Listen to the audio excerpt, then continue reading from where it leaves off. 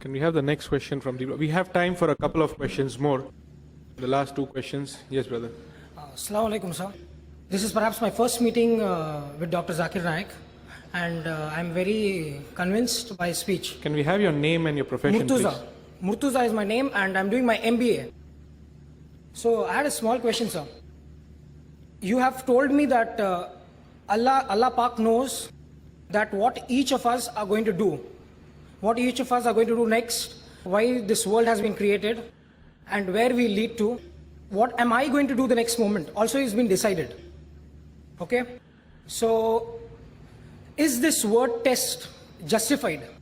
Because the very fact, whenever we use the word test, logically speaking, it is perhaps an event where the consequences are not known. So, wherever we use the word test, that this world is a test, so are we justifying? Because if we already know, if Allah Pak knows what is the consequences going to be, where each of us are heading to, and what each of us are going to be, so why are we here? And you understand the question, brother? So one question at a time, please.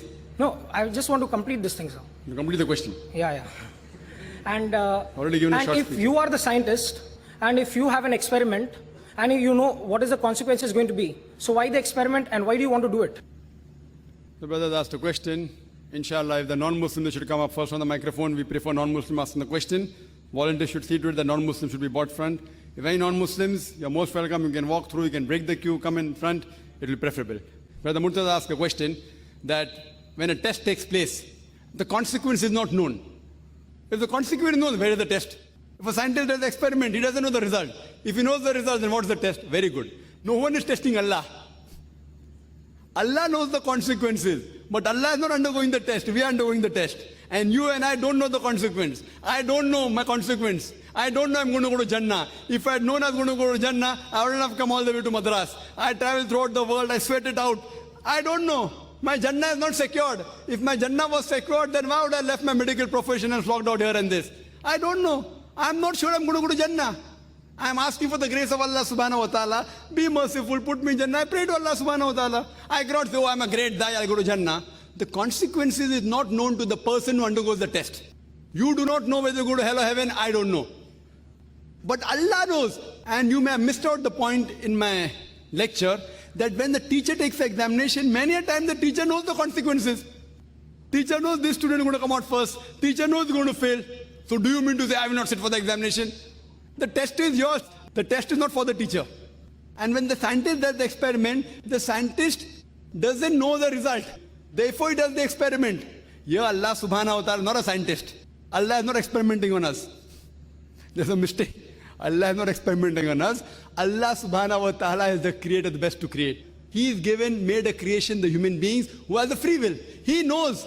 But the reason he's letting us go in this world, because if he does not let you undergo this test, on the day of judgment, you will ask Allah subhanahu wa ta'ala, why did you put me in hell?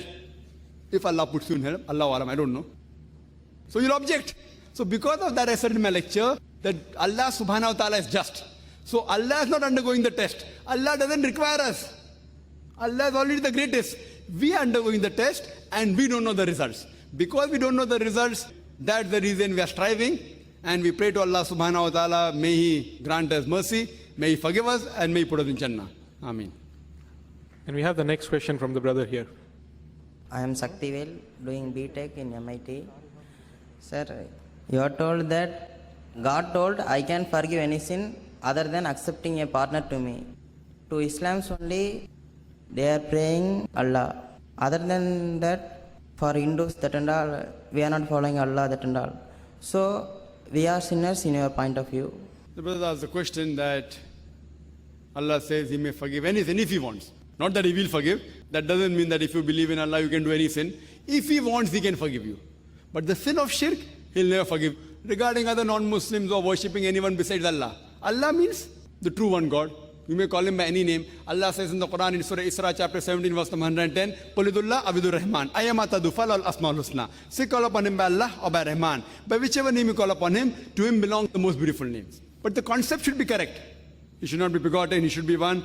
If you worship the true Almighty God, whichever name you call, but it should be a good name. Correct concept, no problem. But if you worship thieves, if you associate partners, like if someone says Jesus Christ, peace be upon Him, is God, we consider him to be a messenger of God. If you call him God, then not only a sinner, it is the biggest sin. According to the Quran, not according to me, according to the Quran, Surah Nisa, chapter 4, verse 48, Surah Nisa, chapter 4, verse 116. Not only according to the Quran, even according to the Bible. Even according to the Bible, Almighty God says in the book of Deuteronomy, chapter number 5, verse number 7 to 9, thou shalt not make image of Almighty God, it's a sin. Even according to Rigved, it's a sin. According to Yajurved, chapter 32, verse number 3, it's a sin. So not only Quran says it's a sin, even the Hindu scripture says it's a sin. Suppose a Muslim says, I believe in Allah, and he starts worshipping Muhammad sallallahu alaihi wasallam, nauz billah. Suppose a lunatic, he says, I believe in Allah, but he worships Muhammad sallallahu alaihi wasallam and says, even he will not go to Jannah. Same way, if a Christian worships Jesus Christ, peace be upon him, though the Bible says he should not be worshipped, your Vedas says he should not be worshipped. So according to your Vedas, you will be a sinner. According to Bhagavad Gita, you will be a sinner. According to the Upanishads, you will be a sinner. According to the Quran, you will be a sinner. According to the Bible, you will be a sinner. Hope that answers the question. About creator and creation. Sir, I want to know. Your name, please. Muhammad Ishaq. Any non-Muslims in the ladies' side, this? Okay, brother, you can continue with your question. Human beings, mostly Muslims, are punished. From Bosnia to Kashmir in Iraq. Mr. Zakir told me that even in world they are punished. Sir, is there anything that for one sin in the world also punished and in the Akhirat din also will be punished? Well, that's the question that Muslims are being punished everywhere. In Bosnia, we're being punished. In other parts of the world, we're punished here also and punished in Akhirah also. If a Muslim is a true Muslim means, what is the meaning of Muslim? Not Zakir, Sultan, Abdullah. Muslim means one who submits the will to Almighty God. For a true Muslim, these calamities are a test. It's not a punishment. And the maximum calamities came on the prophets. In the Akhirah, they will get Jannah. But if you are a namesake Muslim, who say your name is Abdullah, Zakir and Muhammad, etc., but namesake Muslim, but don't follow commandments, you can get punished here and even can get punished there. Because Allah says in the Quran in Surah Al-Imran chapter 3 verse 185, Kullu nafsin za'iqatul maut. Every soul shall have a taste of death. But the final recompense will be on the day of judgment. So you may get part punishment here, the balance is there. Part punishment. This is Bosnia, small part punishment. Balance is there. So final is there. Or you may get a calamity, you may get test calamities here, but in Akhirah you may get Jannah. So if you follow the commandments, you're on the true path. Whatever comes, you say Alhamdulillah. Hope that answers the question. Okay, brother, you can ask a question. We have a non-Muslim brother. Yeah. Hello, I'm Vivek. I'm a software engineer, and I have certain. Today's lecture was very good. In Quran, as far as I've read, in one chapter it says that Allah says to Jesus that, "Have you told to the people to worship yourself and your mother as part of Trinity?" That means that puts that Quran believes that Mary and Jesus are part of Trinity. No Christians believe like that. The brother asked a very good question. The Quran says that Jesus Christ never told the people that you worship me and my mother as God. No Christian believes that Mother Mary is God. Brother, your knowledge of Christianity is limited. There are more than thousands of denominations in Christianity. Thousands. Thousands. Even I don't know all. And there's a denomination known as Maronites who believe in the Trinity. One of the form of Trinity is Mother Mary. They believe Mother Mary to be God, though there are very few now. Now they exist or I don't know. But if you read the books of Christianity, it talks about a sect, a denomination which believe that Mother Mary was God. Hope that answers the question. But I'm a basically Christian. So, but according to the whole Bible, I never have found out the place that where Jesus says that worship my mother, or it is like. Brother says he's a practicing Christian. He never found in the Bible where Jesus said that worship Mary, peace be upon him. Neither did Jesus say worship Jesus, peace be upon him. But yet you worship. The Quran doesn't say what the Bible says. What Quran says, say to the people, some people worship. The same way Bible says that never did the Bible say that Jesus Christ, peace be upon him, said unequivocal statement. In the complete Bible, where Jesus Christ, peace be upon him, himself said that worship me, I am God. But yet the Christians worship. You don't worship, Alhamdulillah, I congratulate you. If you don't worship Jesus Christ as God, Alhamdulillah, then you're coming closer to Islam. And Jesus Christ, peace be upon him, said in the Gospel of John, chapter number 16, verse number 11 to 12, I have got many things to say unto you, but ye cannot bear them now. For he, when the Spirit of truth shall come, he shall guide you unto all truth. He shall not speak of himself, all that he hears shall he speak. He shall glorify me, talking about another messenger to come, talking about the last and final messenger, Prophet Muhammad sallallahu alaihi wasallam. So we believe in the Bible. We also have to believe in the last messenger mentioned in the Bible, that is Prophet Muhammad, peace be upon him. Hope that answers the question. The next question from here, brother. Good evening, sir. My question is, why should God create us? Why should He keep the test? Why should He send us to hell or heaven? Brother asked the question, why should God create us? Why should He send here? The whole talk was on that. That's what I told. The whole talk was based on that. That why should God create us? To test us, etc. Now someone appears for an examination, MBBS examination. No, yes, that's what, brother. The whole talk was based on that.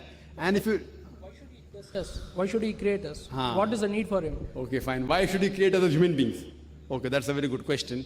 That why should He create us as human beings? I'll give a different angle to it. Because if you analyze, Allah says in the Quran that when Allah asks that who would like to be sent as a human being, the mountains and all, they said no. But the human beings were fools who said no, we want to become human beings. Because the other creation, they don't have a free will of their own. Like angels, no free will, okay, they are good. But if you become a human being, you have a free will. If you have a free will and then if you obey Allah, then you become higher than the angels. If you have a free will and don't obey, then you fail. So we human beings were fools, including me, myself. We said, we want to get distinction, high marks. So Quran says we human beings were fools who said we want to undergo the test, and now we are tested. You won't come to know now. On the day of judgment, Allah will give you that memory. So Allah says in the Quran, and Allah testified in Surah Araf, chapter number 7, verse number 172. He brought the children of Adam from the loins, and Allah says, and testified, do you agree there's one God? He said, yes, we agree. Now the memory has washed out. On the day of judgment, again it will come back to you. So we were the fools who said we want to undergo the test. Now somebody wants to sit for an MBBS examination. The teacher said, sit. If you have got admission in the medical college, no problem. Now you sit. If he fails, that's his problem. If he passes, that's his problem. You understand?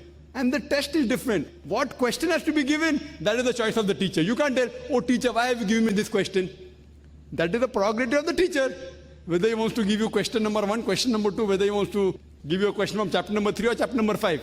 Therefore, Allah subhanahu wa ta'ala gives different questions to different people in this test. Some people he makes rich, some people he makes poor, some people healthy, some people are diseased. Different people he tests different way, but depending upon the way he tests them, the correction is like that. If the test is difficult, the teacher corrects the paper leniently. If the paper is easy, the teacher corrects the paper very strictly. Same way Allah subhanahu wa ta'ala, depending upon the facility he gives the different human being, he tests them accordingly, and he is the most just. Hope that answers the question. We'll take one. Do you have a question, brother? All right. We'll take one last question from you and we'll conclude the program then. This regarding the lecture, you told in one place that angels do not have free will, but somewhere in Quran I read, in Al-Bahra I read that Iblis was not willing to bow down to Adam when Allah told. So that is his free will, he took it like that. MashaAllah. Our brother Vivek is very learned. He has read the Quran, MashaAllah. Our brother Vivek has read the Quran. And I do agree with him, Surah Baqarah. He's quoting the verse of the Quran from Surah Baqarah, chapter number 2, verse number 34. He says, we told to the angels, bow down, all bow down except Iblis. This is mentioned not only in Surah Baqarah, it is mentioned minimum 7 times in the Quran. In Surah Araf, chapter number 7, Surah Hijr, chapter number 15, Surah Kahf, chapter number 18. Same thing. We told to the angels, bow down, all bow down except Iblis. So now Iblis objected. So from this we come to know that Iblis, if we read the translation, we understand Iblis was an angel. We think. But if you read in Surah Kahf, chapter number 18, verse number 50, it says that we asked to the angels bow down, all bowed down except Iblis. Iblis was amongst the jinn. You understand? So Iblis was a jinn. So now you tell me, brother Zakir, 7 places Allah said to the angels, bow down, all bow down except Iblis, means angel. Now 1 place in the Quran says he was a jinn. So there's a contradiction. Correct? It's a contradiction because this is the translation. In Arabic language, there is a law called as law of taglib. Taglib means if the majority is addressed, the minority need not be addressed. For example, if there are 99 doctors and 1 engineer, and if I say all doctors stand up, even that engineer will stand up. Because in the law of taglib, in Arabic grammar, the majority is addressed, minority is ignored. I need not say all doctors and one engineer stand up. But in English language, if I say all doctors stand up, only doctors will stand up, that one engineer will not stand. So nowhere does the Quran say that Iblis was an angel, nowhere.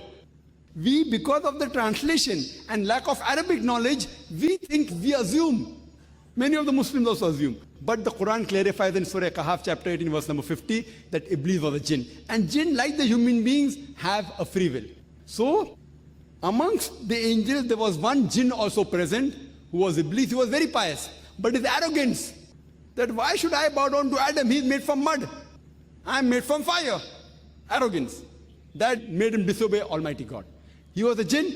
Even human beings and jinn both have a free will. They can disobey God. So here they disobey God, and that's the reason he was taken out, and he is the biggest Satan. And now he tries to attract the people who are on the path of God and tries to distract them from the remembrance of Allah subhanahu wa ta'ala. I hope that answers the question. We have to, no, I know, but we have to close. Okay. Okay, go ahead fast. I am Mohammad Khaja Modin, retired officer, Madras University. Assal-mo-alaikum, Haji Dr. Zakir Naik Sahib. Sir, you have told that you have opened Islamic International School in Bombay. I request you, why not you open Islamic school in Chennai and other parts of the places, because this is a need of the day today, sir. Thank you, sir. Whether you give me the land and give me the funds, inshallah I'll open it. Thank you very much, brothers and sisters. Shukran, Jazakallah khair.